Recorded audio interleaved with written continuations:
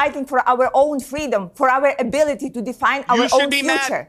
Then you should be mad at the people that want to push them into NATO. Question. Why? Second, let me answer to what you have answered. Hey guys, welcome back to the channel. Today we're tuning into the Piers Morgan show for a heated debate between Vinny Oshana and Ukrainian parliament member Kira Rudik, following Trump's recent discussion with President Zelensky. We'll dissect their intense exchange about U.S. aid and global politics. Stay tuned as I share my insights. Let's dive right in. What is your response to what appeared to be a clear olive branch from President Trump to President Zelensky last night? Hello, Piers, and thank you so much for having me. Well, we were surprised to see what we have seen today when America stopped the intelligence provision to Ukraine after President Trump was so clearly saying that the relations are getting warmer, right? One has to wonder, was it all planned beforehand and just executed right now? And the question is, why is pressure being put on Ukraine and not on Russia? Who is the aggressor here? And how many people are being sentenced to death right now by this decision of pulling the intelligence, of pulling the aid?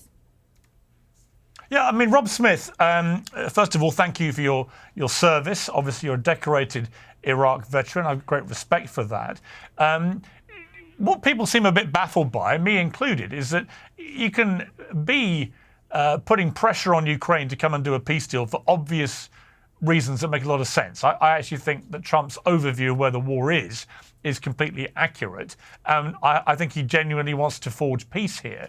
What people have been taken aback by is that he's quite happy to call Zelensky a dictator and then withdraw that and keep attacking him and humiliate him in the Oval Office and so on, whilst maintaining a position of never appearing to criticize Vladimir Putin at all, despite the fact that it was Putin, of course, and his Russian forces who invaded 3 years ago. Well, I will say this, first of all, thanks for having me, Piers.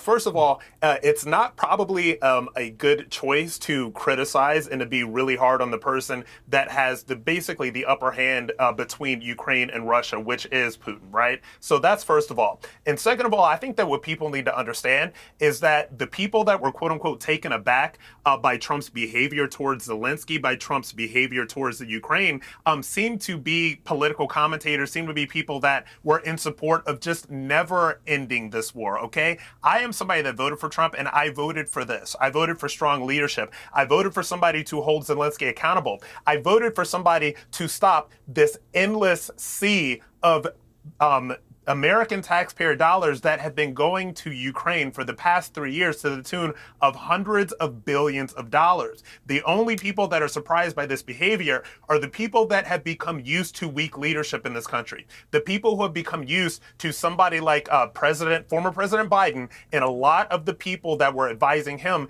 being run all over by Zelensky, by the people of Ukraine, by the people that supported this nonstop funding of American tax dollars to this country. President Trump has said very strongly and has sent very strong signals through his words and through his actions that not only does he want this war to end, but that we will not continue to send endless amounts of American taxpayer dollars to this country. Okay, before I go to Mesa to respond though, do you, Rob Smith, think Vladimir Putin's a dictator? I do, personally, yes. Okay, well, I think that's an important thing to say. I think that lost in all this is the fact that obviously Putin is a dictator. Absolutely. And Piers, can I just make it? Yeah. I just want to make it clear that number one, I do think that Putin is a dictator. I do think that Russia is very aggressive. I do not agree with a lot of the stuff. I am in no way on the side of Russia at all. I know that that's a talking point that, and I'm not saying you did this, Piers, but I know that a lot of Democrats that want this forever aid to go to Ukraine like to say that anybody that is critical of nonstop U.S. taxpayer dollars going to Ukraine is some I get sort that, of and I don't Putin, disagree with Trump on that. I don't. Yeah, I think. Look, I think right. The war is at a terrible virtual stalemate where for 8-9 months now, all that's happened is both sides killing vast numbers of the other side in rolling, open, flat fields. And this is reminiscent of World War I to many military eyes. Let me bring in Smith's stance of avoiding harsh criticism of Putin because he's the stronger player definitely raises eyebrows. It feels counterintuitive, right? Usually, when there's a bully in the room, the instinct is to protect the underdog, not tiptoe around the aggressor. It's like saying, let's not poke the bear, but isn't that exactly when we should be standing firm, supporting the victim, and reinforcing their defenses? It seems like stepping back in such a situation might send the wrong message, as if we're letting strength dictate justice, which can feel pretty unsettling. Mason Gifford, you're a British veteran, and you've been in the Ukrainian army as well. What do you say to Rob Smith, also a fellow veteran who has a strong view in the way he's articulated? What's your response to that? Well, I'd say that America needs to start looking to its values. It needs to start remembering who the victim is here in this conflict. Russia brutally invaded a European sovereign nation on the edge of Europe, a democracy, a country that ranks far higher on the freedom indexes than Russia, and they are brutalizing this beautiful country. I was on the front line, particularly in the south and around Kherson. I fought with the 131st Separate Reconnaissance Battalion, and I saw with my own eyes the extraordinary bravery of the Ukrainian people who are fighting not only for their homes, but for their lives against a genocidal regime that is determined to take all of Ukraine. And the big problem we've got here is Donald Trump he's come in to the White House with a sledgehammer, and he is absolutely trashing a political system, a world system that America has benefited from and actually built itself after the Second World War. We are entering a very dangerous phase of international relations, and I truly hope Donald Trump sees sense and starts to remember exactly the foundational values that America was built on. Okay, Vinny, let me bring you in. What I would like to say as an American is that we certainly don't need any lectures from people that have been taking hundreds of billions of dollars of our taxpayer dollars, like welfare queens, telling us that we need to take a look at what our values are. That is one thing that America does not need. British and I appreciate the fact that we have it doesn't matter. It doesn't matter. What we don't need is we don't need other people. We don't need other people lecturing us about what our values are. That's the first thing that we don't need. Thank you. $300 billion of money has been given over to Ukraine, when in reality, something like from you. the killers also don't need lectures. Don't talk over each other. All right, don't talk over each other. You've made your point, Rob. Let Mason respond. Because the trouble is, we get a lot of sort of self-righteousness. We're getting a lot of ignorance, actually, from the Trump sort of administration at the moment. We've got to get a grip on reality. The reality is the US has not given $300 billion that Donald Trump has claimed. It's given something much more close to sort of $119 billion.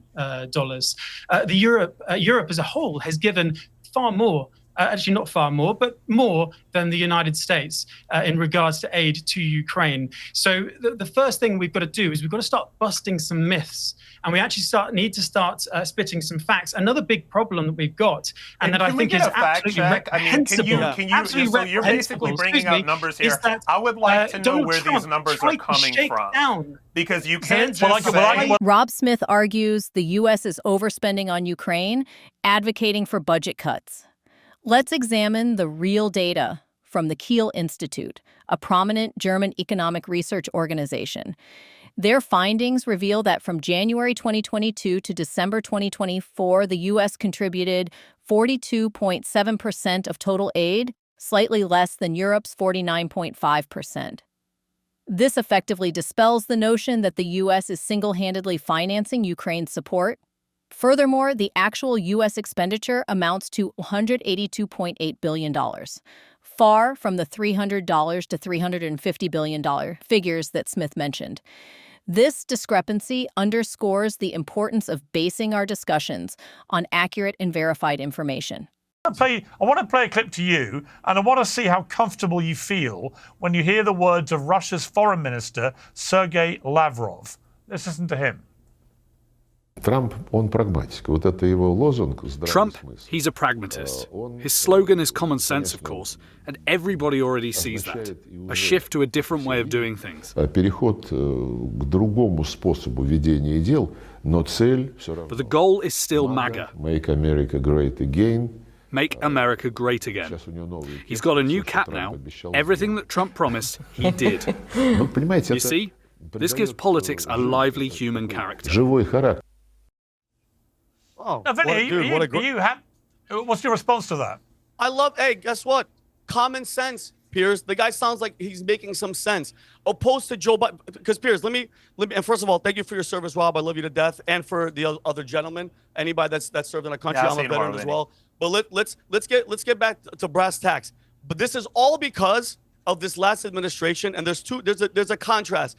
Joe Biden was a doormat, weak, spineless, and everybody, including Ukraine, including everybody, walked all over us, okay? Besides Trump is a matador, okay? He's strong, and he's America first, and he doesn't play no games. Okay, I'm just going to stop right here because we need to unpack this. When Vinny Oshana praises Trump for being strong and putting America first while slamming Biden as weak and spineless, it's a classic move in partisan politics. These commentators cling to any narrative that props up their side, ignoring deeper, more complex realities. They're not just fans, they're echo chambers, amplifying whatever Trump says, regardless of its grounding in reality. Now, here's a question for you all. Do you agree with what Vinny said here, or do you see things differently? Let's hear your thoughts in the comments below.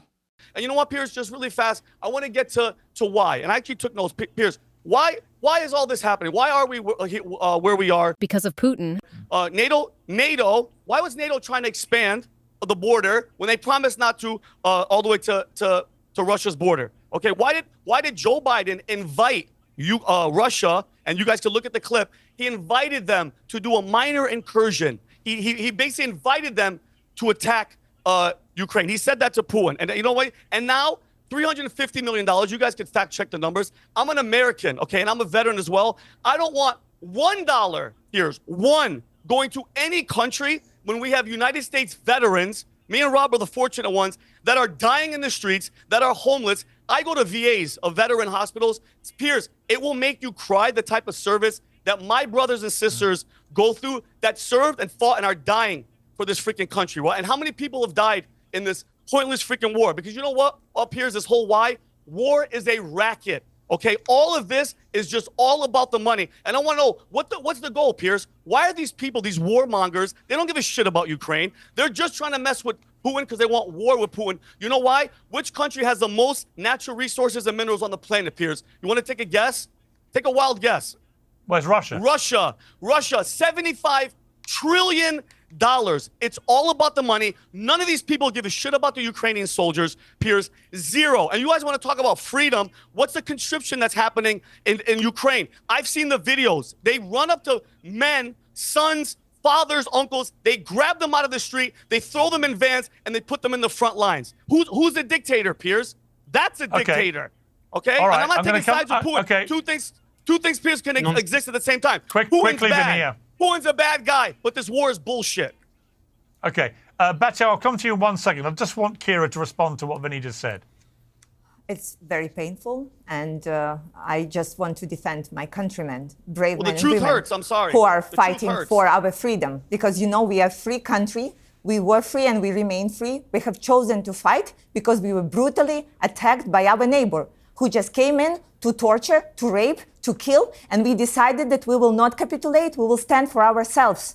And the world is watching, and the only thing that we are asking is to support us that we can end this war. We are capable of doing that. We were so clear. You can't win the war.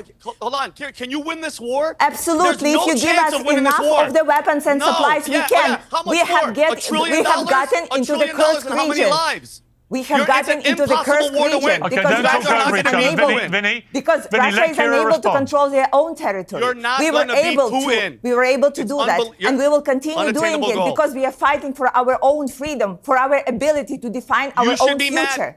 Then So you should be second mad at question. the people that want to push them into Second NATO. question. Why? Second, let me answer to what you have asked me, Yeah, right? go ahead. You want to hear the answer. Yeah, if I we are wanna talking hear it. about the money, right?